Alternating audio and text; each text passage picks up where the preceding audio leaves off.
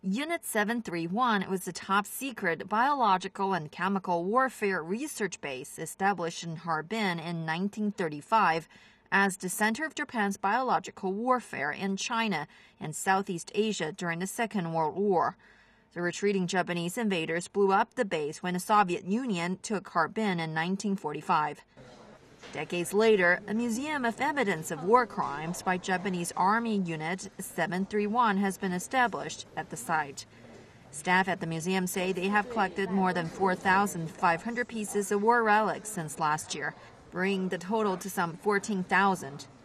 The new evidence includes medical instruments, clothing, weapons, and letters, further demonstrating how the Japanese Army unit conducted experiments on living human beings, made germ weapons, and then launched biological warfare. Based on the findings, researchers reproduced a uniform of Lieutenant General Shiro Ishii, who led the Unit 731 during the war and is believed to have attempted the mass production of biological weapons by testing deadly germs such as anthrax, dysentery, and cholera on prisoners of war.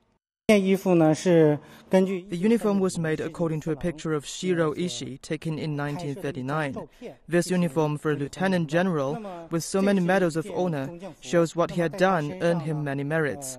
On the other hand, we can see he had committed grave crimes during those years.